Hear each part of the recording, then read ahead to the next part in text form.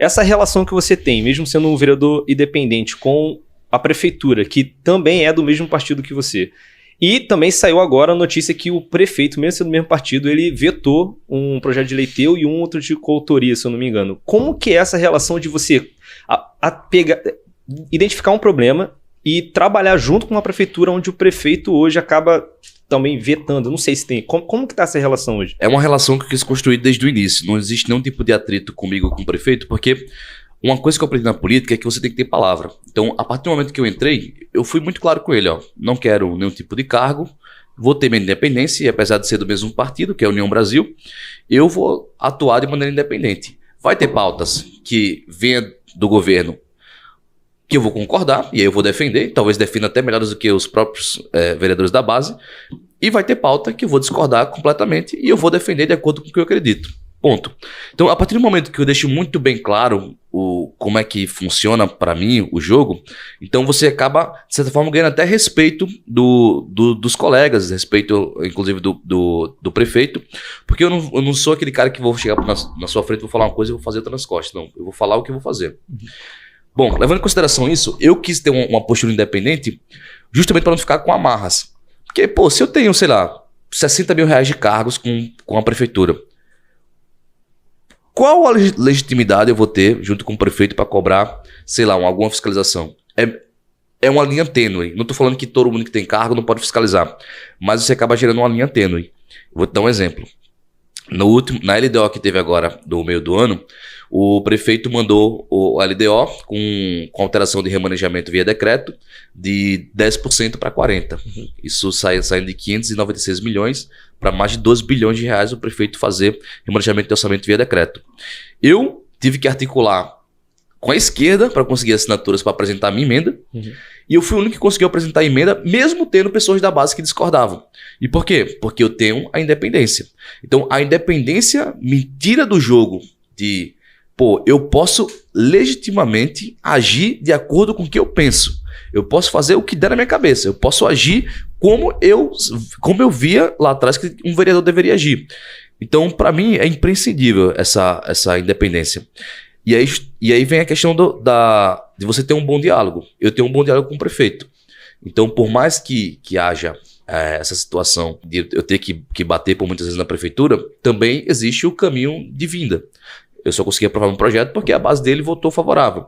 E agora ele vetou meu projeto, teve justificativa de usurpação de competência, mas ao meu ver, e inclusive ao próprio ver na própria leitura da Procuradoria da própria casa, da Câmara Municipal de Natal, também não tem nenhum tipo de usurpação, até porque todos os meus projetos, tirando o primeiro, todos os meus projetos têm também a validação da Procuradoria da Casa. A gente sempre procura a Procuradoria da Casa, que são concursados, não são indicações, para poder ver a questão de inconstitucionalidade, toda a questão formal, para ver se está tudo ok. Então, teve a validação da Procuradoria da Casa, teve esse veto, que, ao meu ver, não faz nenhum sentido, porque na própria alegação que ele deu, a gente consegue reverter isso só a prefeitura mandando um projeto de regulamentação de como faria todo o projeto funcionar.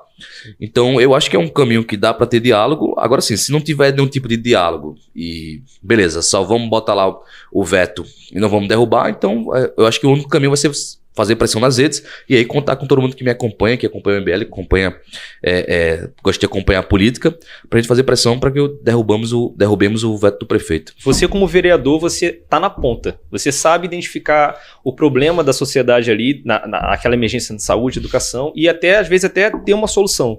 Só que às vezes a competência daquilo não é do vereador, é ou estadual ou federal.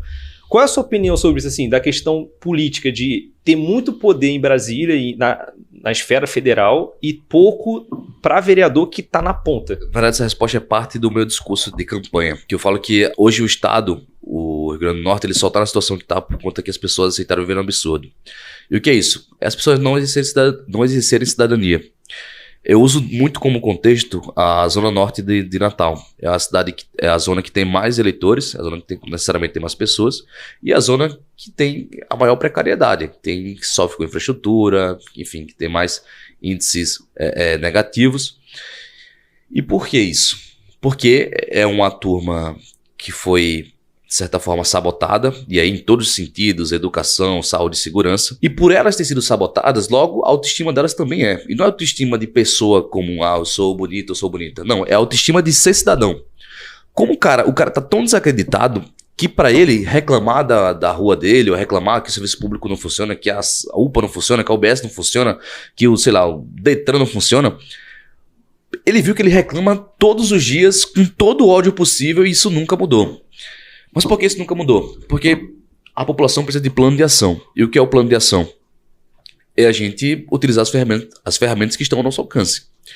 Mesmo sem ser vereador, eu já fazia ativismo político e apenas fazendo simples requerimentos eu já consegui entregar bastante coisa. Teve a Avenida Potiguares, que ela foi gasto, salvo engano, 12 milhões de reais. Ela foi entregue completamente fora dos padrões que se exige o artigo 37 da Constituição. E a gente reivindicou isso via requerimento, deu exposição, gravou, etc. E eles foram lá e corrigiram.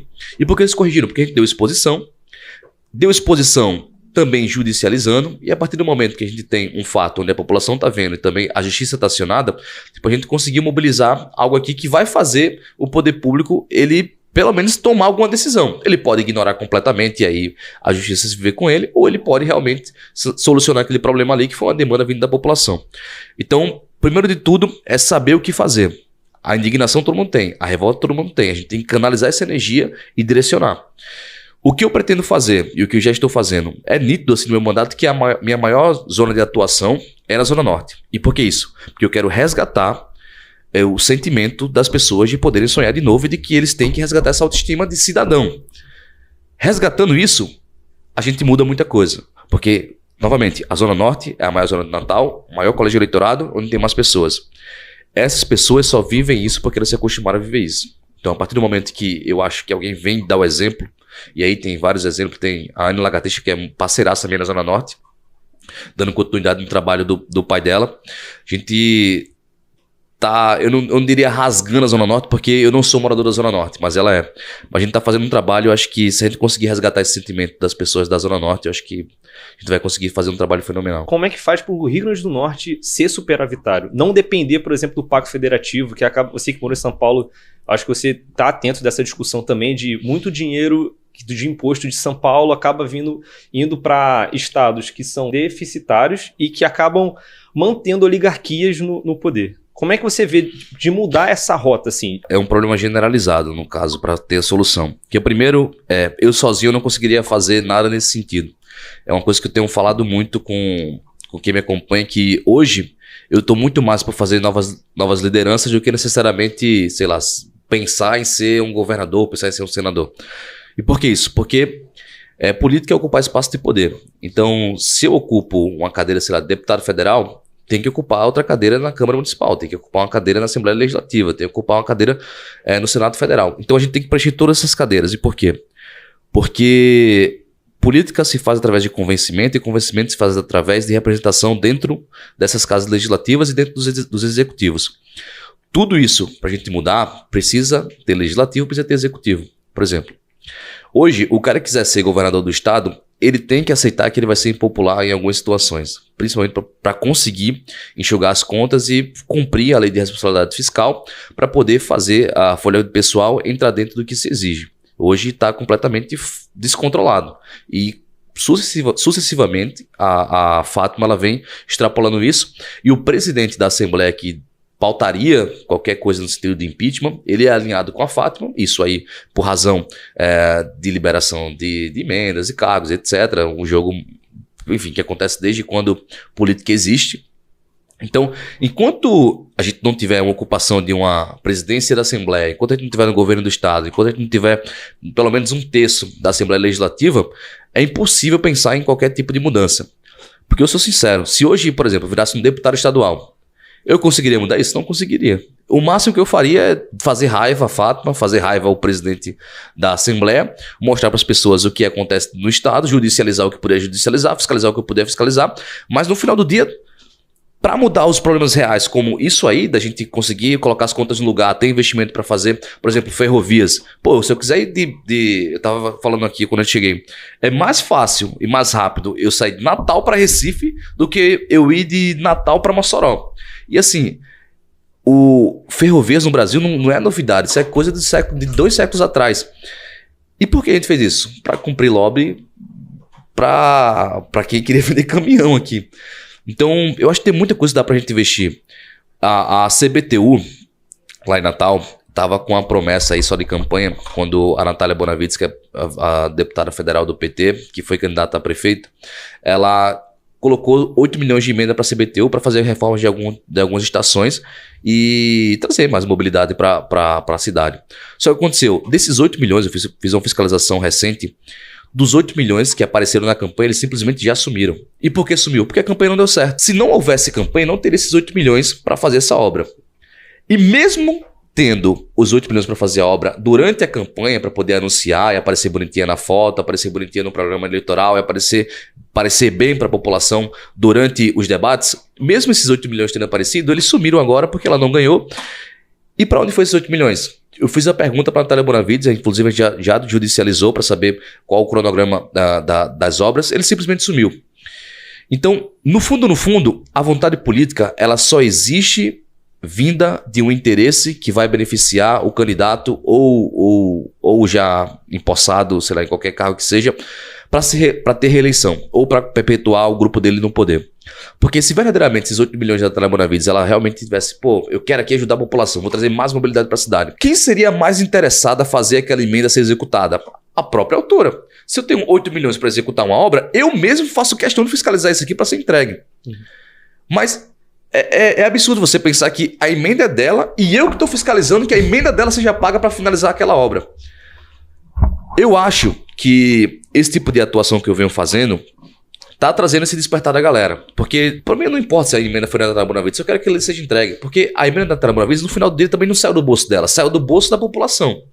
Todos os deputados federais têm algo em torno de 40 milhões de emendas por ano, fora a emenda de bancária, que deve chegar aí, quando o Estado do Rio Grande do Norte divide entre os parlamentares, deve chegar aí entre 50 e 55 milhões, eu acho, de emenda para cada deputado federal.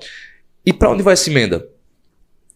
Via de regra, não vou citar nomes para não tomar processo, mas via de regra, as emendas servem para fazer financiamento das próximas campanhas. O cara empenha uma emenda em algum lugar e aquela emenda volta em porcentagem, 10%, 20%, 30%, não sei, vai dar a ousadia de cada um. E isso tá tão habituado que eles ficam se elegendo assim, é muito engraçado, isso aqui é outra coisa muito engraçada. Tem aquelas figuras políticas que todo mundo sabe que o cara gasta X numa eleição, menos o Ministério Público Eleitoral. Todo mundo sabe que fulano de tal, deputado federal, gasta 10 milhões por fora numa campanha, mas o Ministério Público Eleitoral não sabe. E por que não sabe? Porque eu percebi aqui, olhando de dentro, que até parte do Poder Judiciário também é corrupto. Poder Judiciário, políticos e empresas, aqueles que gostam de servir o sistema, eles andam tudo em conjunto. Então, um vai livrando o outro e um vai alimentando o outro com dinheiro. E esse ciclo é vicioso. Então, a gente só muda todo esse contexto se primeiro a gente tiver as pessoas certas nessas casas legislativas e no Poder Executivo, se a gente tiver pessoas verdadeiramente que estão fazendo direito agora, por exemplo, que querem fazer concurso para juiz, que se engajem realmente em ter o espírito público, aquilo que eu falei, que não é para você fazer dinheiro, mas para você fazer justiça, você realmente entrar com o espírito público ali de justiça, que, vou fazer um trabalho aqui que verdadeiramente vai beneficiar as pessoas. Tem que aparecer esses juízes, tem que aparecer esses políticos e tem que aparecer os empresários sérios que não estão querendo lucrar, utilizar do capitalismo para ficar ferrando a população que, aqui no Brasil, o mais pobre, ele paga mais imposto proporcionalmente. Então, enquanto a gente não fazer todo esse processo, que é um processo, ao meu ver, revolucionário, de mudar tudo isso, e aí vai ter anos para que isso mude, eu acho que mudar de verdade, se não tiver isso, não tem como. A gente vai ficar enxugando gelo, vai ficar mostrando obviedades por muitas vezes, vai ficar mostrando inconformidades, mas se a gente não tiver, não precisa nem de maioria, porque eles são muito fracos, eles só ligam em dinheiro. Então, não precisa nem ter maioria. Se a gente tiver 1/3, a gente já faz muito estrago. Porque se eu sozinho já faço, imagina, sei lá, 15 comigo. Numa Câmara Municipal, se tivesse eu mais 4... dentro dos 29, era um estrago absurdo. Tivesse na Assembleia Legislativa pelo menos 5 deputados estaduais, era um estrago absurdo.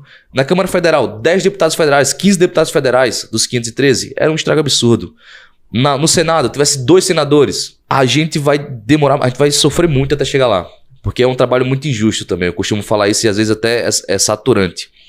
Porque você faz a coisa certa, você, por muitas vezes, sacrifica muito além do seu trabalho para poder provar para as pessoas, mostrar que, pô, vale a pena acreditar na política ainda. E o resultado, se você for olhar de maneira prática, os caras que fazem o errado, eles têm muito mais resultado que você.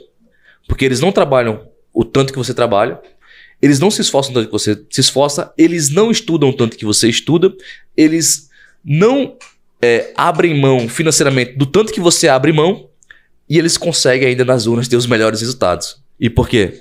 Porque a gente vive um ciclo vicioso de uma democracia muito relativa, onde o político ele não precisa necessariamente representar uma parcela da população, ele precisa ter muito dinheiro para comprar votos. Enquanto aqueles que querem realmente representar a população, que são um cara como eu, tem que fazer todo um caminho mais difícil, injusto, para conseguir chegar lá. E chegando lá, aí é outro sacrifício que é você se manter lá. E se manter lá como? Com dinheiro? Não. Se manter lá fazendo boas relações sem deixar o sistema derrubar você. Então hoje eu sofro esse dilema. Eu tenho tanta percepção de que, pô, eu tenho que trabalhar muito, ao mesmo tempo que o meu trabalho incomoda a minha classe e eu tenho que me dar bem também com a minha classe. Então é uma confusão generalizada assim, mas a gente tem que saber administrar para não ser engolido. E tem uma coisa que é muito fundamental, que é consciência e sentimento contamina. Então, a partir do momento que eu consigo ser exemplo, outras pessoas vão ver que, pô, é possível. Que o que muitos escutam, eu escutei muito na campanha, que é parte das pessoas que votaram em mim, ainda assim desconfiavam. Tipo, você tá falando isso agora porque você é candidato. Quando você não for candidato, quando você ganhar, você não vai ser mais assim, não. E eu dobrei a aposta. Eu ganhei e tô trabalhando muito mais do que eu falei que trabalharia. E não só isso, abdicando de tudo que eu posso. Então hoje eu sacrifico o meu próprio salário. Eu já dou o aumento do meu salário, mas eu sacrifico o meu próprio salário, por exemplo. Toda a folha que sai do meu gabinete de ofício é do meu bolso, a água é do meu bolso, copo descartável, tudo é do meu bolso. E tudo isso pode sair de verba da Câmara e todo mundo usa. É uma verba que é para todo mundo usar. Mas por que eu não uso? E as pessoas brigam comigo às vezes. Tem a galera que fala, pô, você tem que usar. Por que eu não uso? Porque eu falei que eu não iria usar. E eu tô mostrando para a população que é possível ser político e você cumprir palavra. E para além disso, é possível querer entrar nesse jogo não para fazer dinheiro. Se eu faço a demonstração ao contrário da percepção que a população tem de que políticos são para fazer dinheiro, a partir desse momento eu consigo trazer um convencimento para ela através do exemplo. É que o velho verbo mover, exemplo traz palavras movem, mas só o exemplo arrasta. Então, a população está começando a identificar em mim que, pô, esse jovem aqui ele é diferente. Ele falou que ia fazer isso, ele está cumprindo. Pô, o cara doou aumento de salário. Pô, o cara não usa verba de gabinete para alugar carro, não usa verba de gabinete para gasolina. Tira tudo do bolso dele. É o mandato mais econômico. E ainda assim, sendo mais econômico, consegue ser muito atuante, consegue fazer fiscalização, consegue fazer seu trabalho legislativo, consegue... Hoje a Câmara Municipal, sem sombra de dúvida, é mais relevante que a Assembleia Legislativa. E isso em razão do trabalho, não só meu, mas essa nova leva que chegou na Câmara agora é uma galera que está mais engajada em trabalhar. Mas eu não tenho dúvida nenhuma que eu trouxe esse protagonismo. E por quê? Justamente pela razão do trabalho. Antes era muito comodismo você ser um vereador. Ser um vereador era basicamente o seguinte: em algumas instâncias ainda acaba sendo, para quem faz isso. Mas é você sentar no gabinete com ar-condicionado, ficar atendendo algumas pessoas, ficar fazendo fura-fila de exame, ficar distribuindo cesta básica, ficar distribuindo dinheiro e, vez ou outra, ficar apoiando algum tipo de festa em comunidade. É isso o seu trabalho de vereador hoje. Eu vim com uma proposta diferente. Galera, primeiro ato meu, quando eu entrei no gabinete, uma placa na frente do meu gabinete: não me peça dinheiro. Ponto. Qual a minha atuação? Fiscalização, olhar os contratos públicos, fiscalizar o prefeito, ir na UBS, levar... Essa semana eu levei um eleitor meu na UBS porque ele foi a primeira vez com a filhinha dele pequena de 5 meses e não tinha enfermeira para atender ele. Ele me repassou isso através das redes dos meus canais de denúncia. Eu fui junto com ele na UBS fazer ele ser atendido. Então eu estou mostrando um lado diferente de ser vereador. E esse lado diferente é aquele que eu falei lá no início, o lado que eu nunca vi ninguém representar. Então, a partir do momento que a população tem essa percepção de que, pô, tem um jovem aqui na cidade que tá fazendo um trabalho que eu nunca imaginei que aconteceria aqui na cidade, pô, esse jovem começa a ganhar meu respeito. É um dado que eu falo muito para as pessoas quando vão falar em termos eleitorais. Eu gosto muito dos números. Em 2022, mais de 500 mil pessoas não votaram para deputado federal. 500 mil pessoas. Pegaram todos os candidatos e falaram: nenhum me representa. Entre abstenções, nulos e brancos. Nessa eleição agora para prefeito, no segundo turno, que só poderia ter 2 opções, mais de 150 mil pessoas não votaram em nenhum. Ou seja, o prefeito ganhou com 170 e poucos mil votos. Quase a votação do ganhador foi a eleição daqueles cidadãos que olharam assim e falaram: nenhum me representa. Quem são essas pessoas? Essa é a pergunta que eu me faço. Por quê? Porque eu já fui esse cara. Eu era o cara que não tinha votado na minha vida. Eu votei a primeira vez ano passado em mim mesmo. Então, pra mim, o despertar de tudo isso vem a partir do momento que eu consigo convencer essas pessoas. Se eu convenço de 550 mil pessoas, se eu convenço um terço delas, se eu convenço 150 mil pessoas, 200 mil pessoas, já é muita gente. E as pessoas, elas são pessoas extremamente pragmáticas e céticas. Elas vão olhar o que você verdadeiramente é. É aquela pessoa que ela não vai confiar em você porque você disse que é um pastor. Ela vai confiar em você se você fizer boas ações. Se você fizer boas ações, independentemente de você ser pastor, ela vai confiar em você. Agora uma pergunta um pouco mais polêmica que sim, você falou de dinheiro público, de economizar, porém, algumas pessoas criticam que você usou o fundo na eleição. Sendo que também existe o dado que você, o valor que você recebeu, e aí alguns até falam que você não fiscaliza por conta disso, mesmo fiscalizando, mas você acabou economizando muito mais que isso. Hoje você é o mais econômico, não é isso? Isso. No vereador. Como é que você acha sobre essa opinião da mudança de direção do MBL em relação a isso? E se, pelo menos no seu caso, acabou sendo um investimento, porque você pegou um valor, conseguiu ser eleito e não só devolveu, como tem uma projeção ainda maior de repor esse valor que foi usado. Você acredita que seria um investimento também? A gente pode ver o fundão como um investimento no futuro? Bom, uma coisa legal sobre mim em relação ao fundão é que eu utilizei esse peso na consciência porque eu nunca tinha falado mal do fundão. Quando você leva em perspectiva vereadores que estão gastando, o limite legal em Natal, salvo engano, é algo em torno de 500 mil, 300 mil reais, algo em torno disso aí. Tem gente que gasta 1 milhão por fora. Isso é, assim, aberto para todo mundo. Todo mundo sabe, mas de novo, o Ministério Público Eleitoral não sabe. Vereador que gasta 1 milhão por fora, competir comigo, que, por exemplo, eu levantei, acho que eu levantei 19 mil de doação, acho que é algo em torno disso. Como é que com 19 mil de doação, eu vou competir com um cara que gasta 1 milhão só por fora o que ele gasta por dentro? Não tem como. E eu não falo nem compra de voto. Você vai comprar voto? Não não vou comprar voto. É estrutura. A minha estrutura na eleição foi mínima. Eu tinha 7 pessoas na minha equipe. 7 pessoas na minha equipe. 8 pessoas na minha equipe. Meu escritório começou sendo a minha sala. Eu só consegui migrar para o escritório porque eu estava indo resolver uma questão com um escritório de contabilidade. Aí eu estava num saguão esperando o contador, quando um cara me abordou, era um médico, do lado tinha um hospital, e pô, eu gosto do teu trabalho, faxina e tal, não sei o quê, como é que tá a sua situação? Eu expliquei a situação drástica que estava para a campanha, e ele me deu uma força, fazendo doação em dinheiro para a gente conseguir alugar um escritório, e a partir daí, faltando 35 dias para terminar a campanha, que eu vim ter um escritório. Então, não tive campanha de rua, não tive equipe distribuindo santinho em rua, enfim, não tive nada disso. Os bandeiras que a gente fazia era eu mais 8 pessoas, que era a galera que estava junto com a minha equipe. Com toda essa limitação, eu consegui fazer 5.195 votos, que foi uma votação que nenhum deputado federal hoje, que já foi vereador, conseguiu fazer de primeira. E por que eu consegui fazer essa votação? Porque sim, eu tenho um apelo popular, tem pessoas que realmente olham para mim acreditando no que eu faço e se sentem representadas. Mas até as pessoas que acreditam em mim, boa parte não sabiam que eu era candidato. E como é que elas conseguem saber que eu sou candidato? Bandeiras na rua, um de banner na rua, santinho rodando na rua, impulsionamento, que eu também não tive dinheiro para gastar com impulsionamento. Então tudo isso, no final do dia, ele conta muito. Teve muita pessoa que me abordou depois da eleição e falou: poxa, eu não sabia que tu era candidato, senão eu tinha votado em você. Então a exposição ela é necessária para ter dinheiro. Não tem como fazer campanha sem dinheiro. São raríssimas exceções. 2018 foi uma coisa excepcional. Era todo mundo muito engajado em política. Hoje as pessoas estão, mais uma vez, desacreditadas. E ainda vem a questão moral. Vamos lá, vamos falar de moralidade. Eu peguei 50 mil do fundão. 30 mil, a galera fica até brincando, 30 mil foi o prefeito que mandou pra minha campanha. Porque, eu não sei se as pessoas não sabem, né? Mas vereador não recebe, via de regra, fundo eleitoral direto pro vereador. Vem pra campanha majoritária e é distribuído. Então, o dinheiro que veio pra mim veio igualmente para os outros vereadores, não foi 30 mil, foi 25. Só para esclarecer a população aqui que a esquerda tenta colocar isso para mim, dizendo que eu sou base do prefeito, porque na eleição ele colocou esses 25 mil na minha campanha. Inclusive, no primeiro turno, eu desafio qualquer pessoa a pegar um vídeo mostrando que eu pedi voto pro prefeito. Se eu realmente fosse da base dele, que ele tivesse pagado esses 25 mil para que eu ajudasse, Eu acho que o mínimo seria eu pedir voto para ele no primeiro turno, né? Eu pedi no segundo turno, coloquei pro meu público um voto útil contra o Partido dos Trabalhadores, justamente para não me comprometer caso o prefeito faça alguma cagada não cair na minha conta.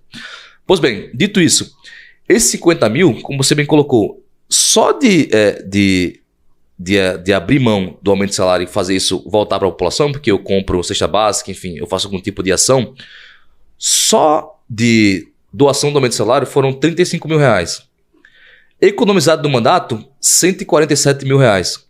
Então, só nesse limbo aqui, é quase 200 mil reais economizado, ou seja, quase 4 vezes mais do que eu peguei de fundão.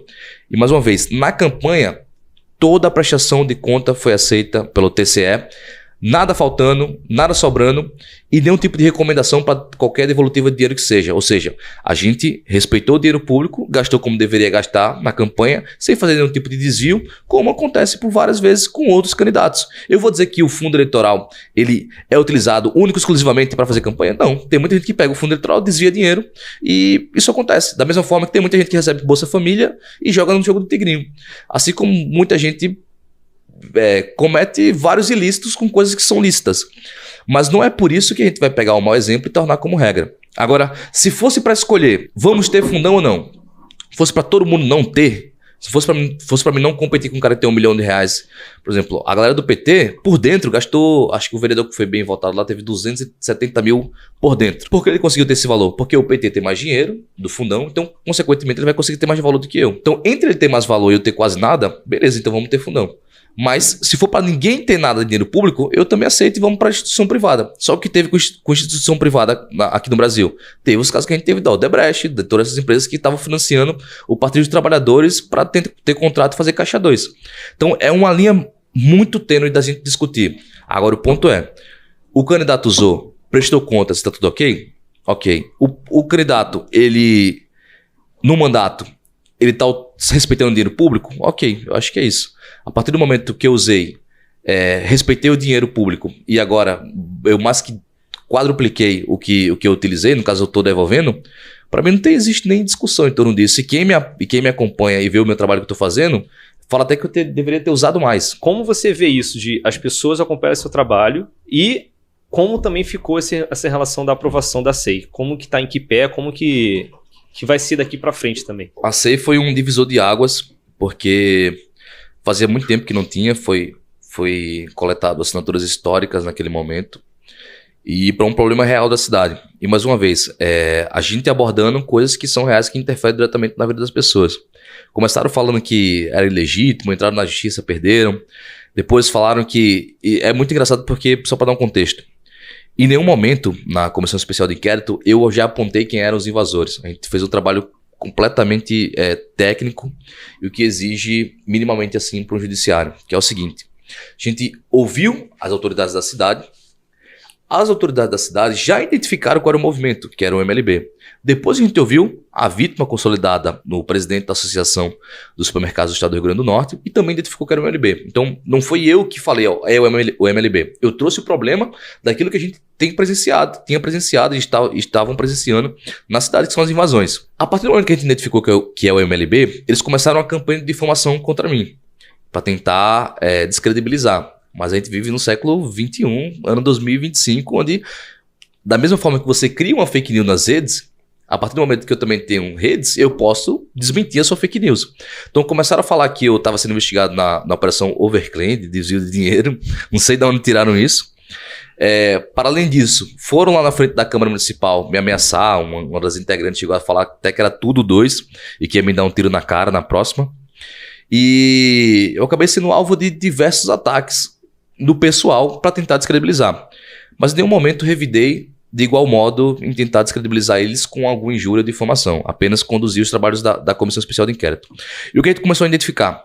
Que realmente existia ali uma sistemática daquele movimento específico MLB que foi identificado pelas autoridades, deles utilizarem das pessoas mais vulneráveis, os mais pobres, como massa de manobra para fins eleitorais. Todos os integrantes que foram ouvidos participaram de eleições, todos cometendo inclusive crimes eleitorais, que nas eleições, se você possui um CNPJ, você não pode apoiar diretamente nenhum candidato, ainda que seja em doação estimável.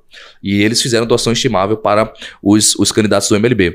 Mas, para além disso, mostrando que existia um cunho eleitoral em detrimento da perpetuação da pobreza daquelas pessoas em estado de vulnerabilidade, a gente identificou que o governo do estado, que é muito alinhado com esse movimento e com aquelas figuras que são militantes do movimento, financiou uma pré-candidata porque ela estava no período de pré-campanha. No ano de eleição, para ela ir fazer lobby em São Paulo, Rio de Janeiro, enfim, pagou passagens aéreas. Isso em torno de quase 20 mil reais.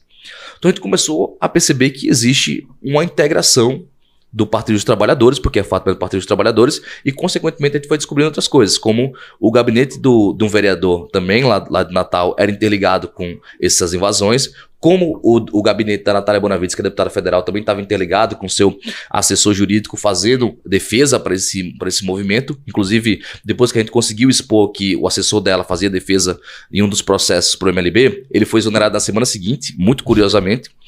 Então a gente começou a identificar que realmente, peraí pessoal, tá existindo uma invasão na cidade de maneira organizada, gerando todos os transtornos, tanto para o poder público, que eles invadem público e privado, prejudicando financeiramente os supermercados, que é o setor produtivo da cidade. E aí tem um estudo da FEComércio, uma instituição muito respeitada em todo o Brasil, mostrando que o prejuízo entre 2022 e 2024 foi de 3 milhões de reais dessas invasões.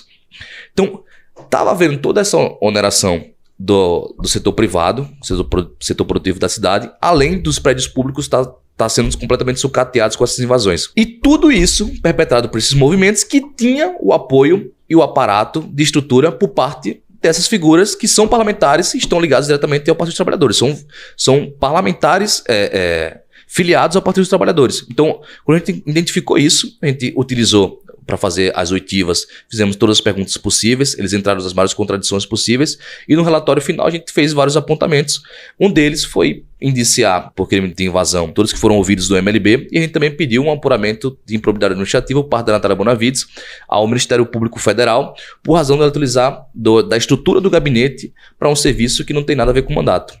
Então, a gente fez um trabalho realmente técnico, teve muito elogio do setor produtivo, muito elogio também da população, principalmente daqueles que estavam já ansiando que tivesse algum tipo de resposta para isso que acontecia na cidade, porque eles basicamente na cidade fazem o que querem. Teve recentemente também lá, eles fizeram uma marcha, dessa vez foi o MST. Os caras estavam dando com foice na rua, batendo em motoqueiro, atrapalhando o trânsito, atrapalhando o vida das pessoas, e nada aconteceu. Ou seja, nem a polícia teve autoridade, isso por razão da Fátima não deixar, que é a governadora, para colocar essa cambada para correr. E por muitas vezes o que falta é isso. Às vezes o pessoal critica muito a população, de certa forma com razão, porque elas colocaram a Fátima no poder, ela realmente ganhou em primeiro turno. Mas também eu vejo uma situação nisso que é, beleza, a Fátima ganhou porque não tem o outro lado. A Fátima ganhou porque do outro lado não tem uma referência. Então hoje o meu trabalho é do outro lado ser uma referência. Se eu fosse governador do estado e o MST tivesse fazendo uma marcha, atrapalhando o trânsito, batendo em motoqueiro, dando com foice na mão, era bala de borracha, porrada e bomba em todo mundo. E sem muito lero-lero. Justiça viesse pra cima, justiça, fica na tua aí que aqui eu resolvo. Então, o que falta às vezes é um maluco mesmo, entrar na política e fazer o que tem que ser feito, porque a maioria das pessoas só entra pra colocar dinheiro no bolso. Essa é a verdade. A gente viu que você tá encabeçando um novo projeto que é Leve Postos, não é isso? E como que está o andamento disso? Qual foi a cidade? Por que iniciou por lá? Qual o objetivo de vocês no final desse projeto? Nós resolvemos fazer esse projeto tanto na perspectiva de levar água, quanto na perspectiva de levar dignidade para as pessoas. A gente escolheu uma comunidade muito específica, porque lá a fonte de renda de toda a comunidade é o Bolsa Família. E a gente sabe que parte da limitação do Nordeste é justamente viver nessa prisão de achar que o Bolsa Família é o que vai... Você precisa viver fadado a que o Bolsa Família é o máximo que você pode chegar na sua vida. E não é verdade isso. Então, o Leve Postos, ele é um programa que a gente não vai apenas cavar um poço para ter água ali. A gente vai criar, com aquele poço, toda uma cultura de agricultura e fazer a turma trabalhar para que a gente consiga produzir e vender aquela produção. E a partir do momento que a gente consegue fazer essas pessoas produzirem e elas ganharem dinheiro, elas vão começar a entrar na perspectiva de que, eu não preciso de R$400 por mês. Olha só, eu produzindo estou ganhando R$1.500, R$2.000. E R$1.500, R$2.000 no contexto do Nordeste, aqui eu estou utilizando números que a gente realmente acha que consegue entregar já nos primeiros meses para essas pessoas, é real. Então a gente está fazendo um trabalho para fazer o oposto do que a esquerda faz. A esquerda faz o seguinte, ó, você é um pobre coitado, pega aqui R$ 400 por mês, vive da tua miséria aí, eu vou ficar te enrolando para você se perpetuar nessa miséria que eu te dou. A gente tá dando um outro caminho, a gente tá falando, ó, sai desse mundo de miséria, vem para esse outro mundo aqui, que a gente vai te ensinar a produzir, você vai ganhar mais dinheiro, você vai conseguir dar mais oportunidade para os seus filhos e você vai conseguir viver dignamente. Essas coisas grandes, quando a gente ousa fazer, é justamente onde a gente se diferencia de todos os nossos adversários, porque eles sempre vão fazer o que é mais fácil. Eles sempre vão fazer o que dá o retorno de maneira mais fácil, o que gasta menos, o que tem menos esforço, e nunca vão lidar com os problemas realmente estruturais. Essa comunidade, ela não é apenas uma comunidade, ela vai ser um modelo, pode anotar, vai ser um modelo para o Nordeste de como é possível pegar essa galera que vive hoje de Bolsa Família e conseguir transformar essas pessoas em cidadãos decentes. Decentes no sentido de que elas podem ousar sonhar. Que elas podem sonhar com uma casa própria, que elas podem sonhar em comprar um carro, que elas podem sonhar em comprar uma casa, que os filhos delas podem se formar numa boa faculdade, que eles podem ter acesso à cidade grande e que eles podem viver todo um universo que não precisa ser limitado àquela comunidade com casa de barro, ganhando R$ 400 por mês e só vai ganhar mais se fizer mais filhos. Esse tipo de ousadia que a gente está convidando essa comunidade a fazer.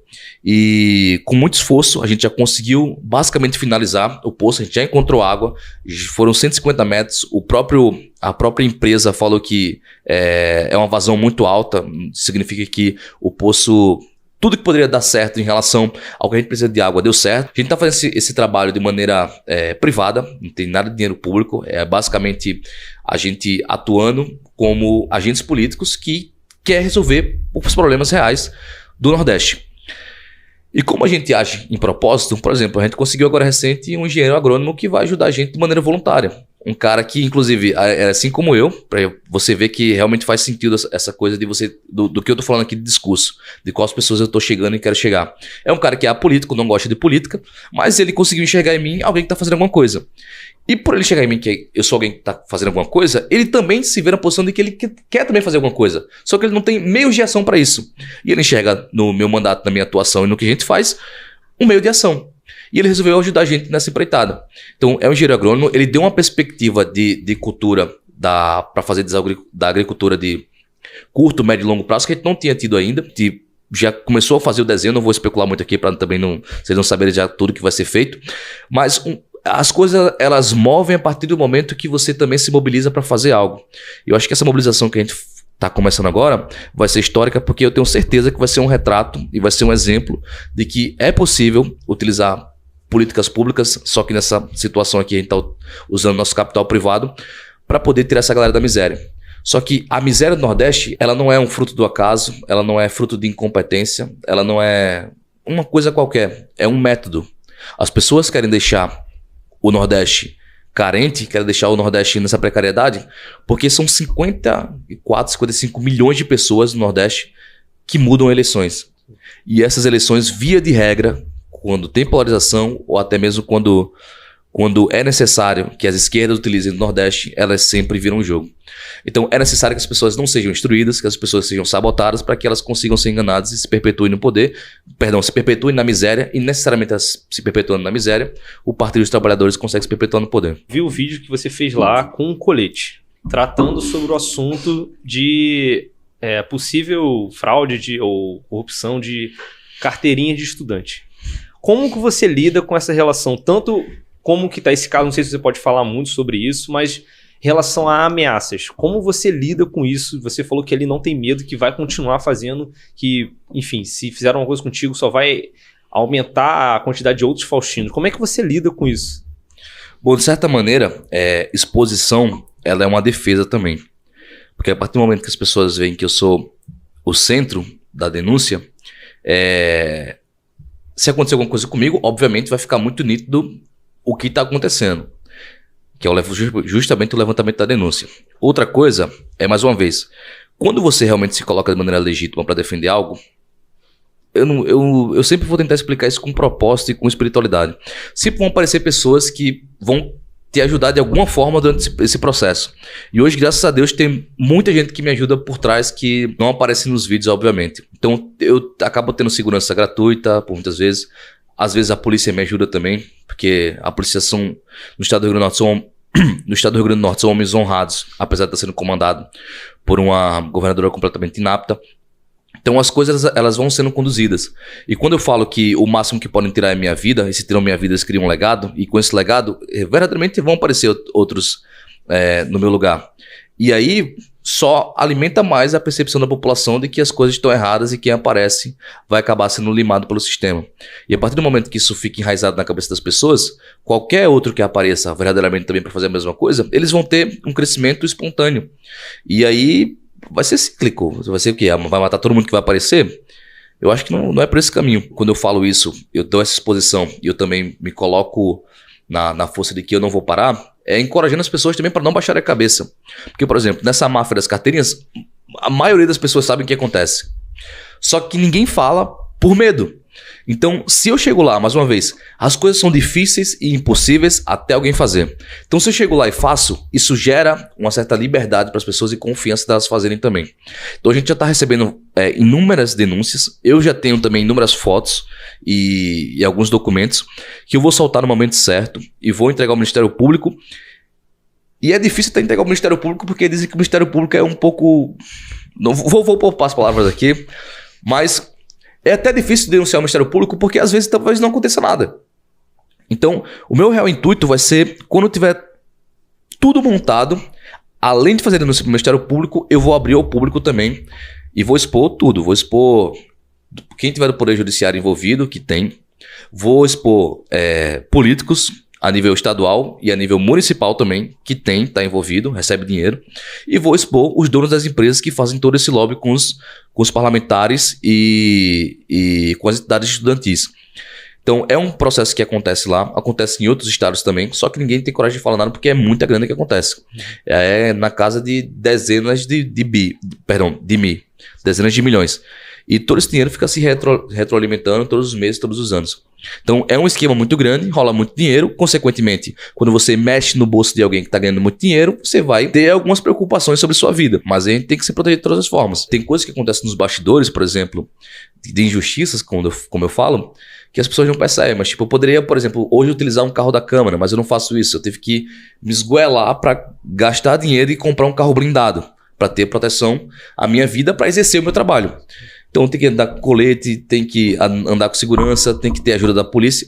E tudo isso é algo que as pessoas não veem. Elas só enxergam a denúncia, a coisa acontecendo lá, mas elas não veem que do lado de cá também é difícil. Se a gente não tiver coragem de agir, quem vai agir? Se não for a gente, quem vai ser? Então eu penso muito nisso também. Como eu acredito muito em propósito e eu acho que eu estou sendo movido por eu acho que meu caminho é esse, independente se vai morrer ou não. Eu quero só cumprir aquilo que me faz acordar cedo e falar, caramba, eu estou vivendo por alguma coisa que faz sentido. Minha vida faz sentido fazendo isso. Eu acho que esse é o meu caminho. Então acho que a partir disso a gente vai, com esse movimento a gente vai influenciar outros jovens e vão aparecer outros e outros e outros e outros, até que a gente vai tentar mudar alguma coisa. Qual a sua visão que você vê para 2026? No início agora para governo estadual e no Rio Grande do Norte, o que você enxerga para o ano que vem?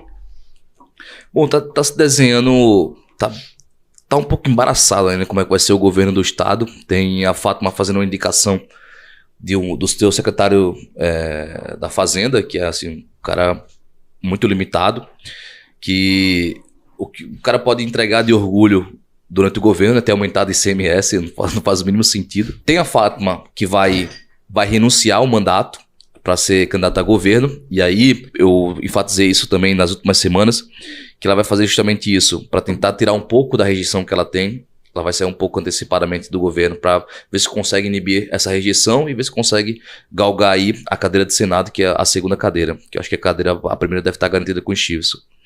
Aí tem Alisson, que é o prefeito de Mossoró, que é um cara altamente popular, tem uma comunicação muito simples, é um cara que veio de baixo, venceu em Mossoró agora com a votação histórica, veio muito forte pro executivo do estado, porém ele tem algumas raízes de apoiamento agora, mas baseadas no centro-esquerda.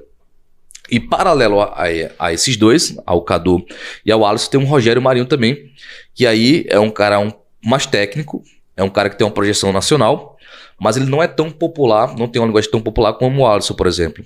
Mas ele é um cara que se coloca mais à direita. E todo o seu contexto é mais à direita. Então, O que eu vejo hoje? Eu vejo se saísse Rogério, Alisson e Cadu, primeiro, não sei se ele vai ser candidato de fato, porque é um cara muito, tá flopando muito nas pesquisas, enfim, não é um cara que empolga, enfim, não tem nenhum brilho. Se for o Alisson e o Rogério, eu acho que o Alisson, dentro de um contexto polarizado, que vai polarizar de 2026, ele ficaria como candidato de esquerda, necessariamente ele perderia muito voto da direita, porém, por ser um cara muito popular, ele conseguiria transitar muito bem no centro. E o Rogério Marinho, ele poderia ter uma chance real de vencer, porque já rodou pesquisas no estado que o estado está com a tendência mais à direita, e o Rogério se coloca como essa figura de direita, então ficaria um jogo muito nebuloso. Eu, particularmente, nenhum me procurou de verdade assim, para falar sobre 26. Eu tô aguardando os próximos passos para entender muito bem como é que funciona isso, porque esse jogo aqui é um jogo que nem eu sei como é que funciona. É um jogo que eu acompanho, que todo mundo acompanha por notícia. Eu não tenho muito acesso a bastidores disso. Então vai ficar muito nebuloso. Agora sim, eu tenho quase convicção que a esquerda não vence no estado do Rio Grande do Norte. Tanto pelo legado que construiu dessa má gestão dos últimos 2 anos, tanto quanto por não ter feito nenhuma liderança. A Natália Bonavides não tem coragem de ir para o confronto no governo do estado por razão de perder e ficar sem mandato, ficar sem mamata. Então ela vai sair reeleição deputada federal. Tem algumas brigas internas também que eu ouvi falar no PT. E a Fátima vai para o Senado tentar uma cadeira.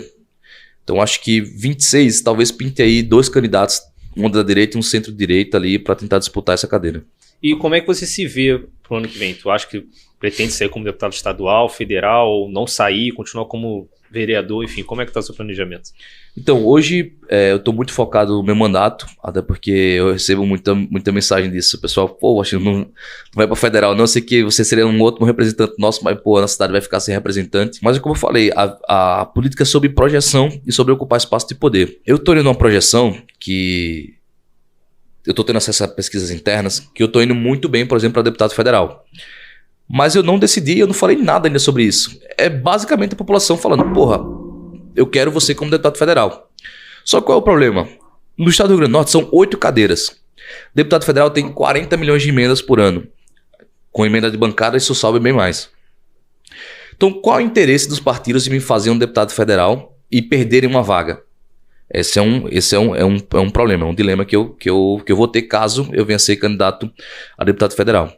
Deputado estadual, eu não tenho nenhuma pretensão. Se for para ser deputado estadual, eu prefiro ser vereador, porque ser deputado estadual é ser um vereador. Só que a nível nacional você ganha mais dinheiro. E como eu não estou aqui por dinheiro, eu não quero me desgastar para uma campanha de estadual e me limitar a uma atuação estadual só por dinheiro. Porque no final do dia, a Assembleia Legislativa ela vai ser um puxadinho do governo do estado, assim como a Câmara Municipal é um puxadinho da Prefeitura.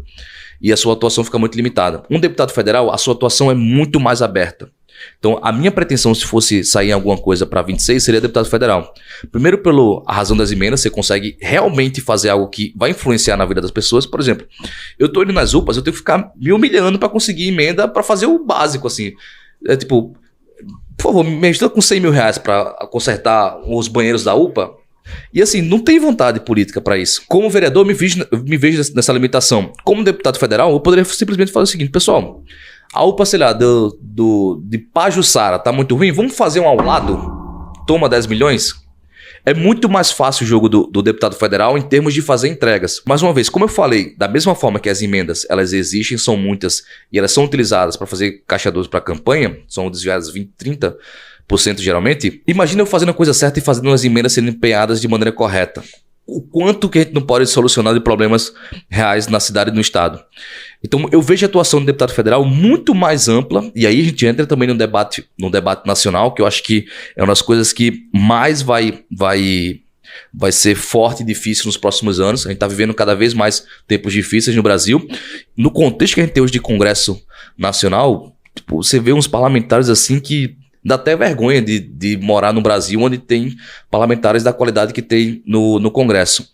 Então, da mesma forma, não só de você fazer entregas reais, mas de você representar o seu país dentro da casa legislativa máxima do país, que é o Congresso. Eu fico refletindo nisso e fazendo essa leitura, eu não sairia para estadual, eu continuaria no poder municipal.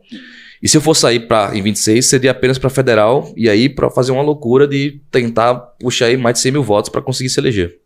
Perfeito. E no caso, como você é do MBL, o MBL está formando um partido agora, que é o Partido Missão.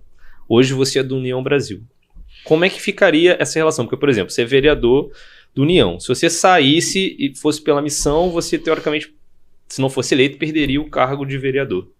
Como tá essa negociação? Ou não tem negociação? Não tem, como que tá essa conversa? Assim? Ou você vai trocar, ou não vai, ou não foi conversado? Então, como eu estou muito focado no mandato municipal, ainda não houve negociação, nem nenhum tipo de articulação nesse sentido. Mas eu vou explicar para as pessoas como é que funciona. Hoje, no União Brasil, para eu poder sair e ir para missão, eu tenho que ser expulso do partido se eu não quiser perder o mandato. Isso vai acontecer? Possivelmente não. Por quê? Porque se eu, por exemplo, viro um deputado, ou então se eu saio de maneira voluntária, o União Brasil assume uma cadeira que são da suplência. Então, o União Brasil, ele basicamente não tem nada a ganhar me expulsando do União Brasil. A não ser se algum tipo de influência seja utilizada minha para tentar, sei lá, fazer algum tipo de acordo para 26, não sei. Mas o União Brasil não tem nada a ganhar se ele me liberar para ir para missão. Ponto. Mas digamos que ele me liberou para ir para missão. O União Brasil me liberou para ir para missão. No missão, eu teria que formar uma chapa, que essa chapa teria que fazer 240 mil votos para fazer um deputado federal.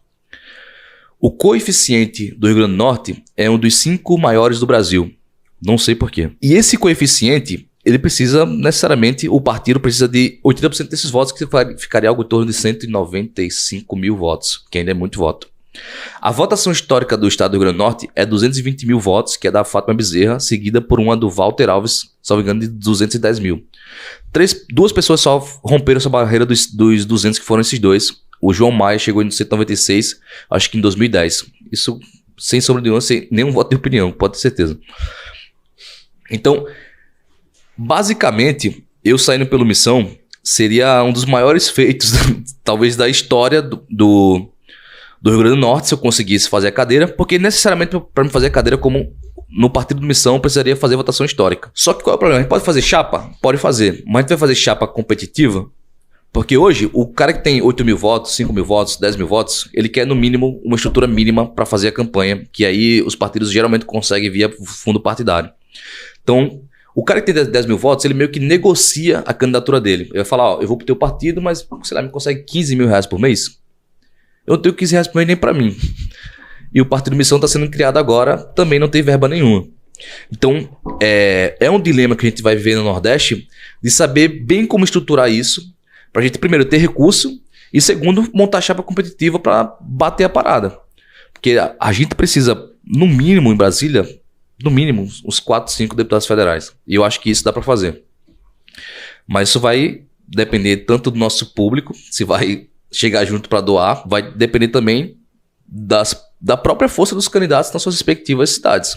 Que se você não conseguiu fazer um trabalho nesse período que seja um trabalho digno de ter uma votação no federal, você pode ir para federal e fazer uma votação que não vai ser algo que você esperava e você vai continuar como vereador, sei lá, deputado estadual, enfim. Ainda tem essa questão, se você sair de maneira voluntária, você ainda corre o risco de não ser eleito e perder o mandato.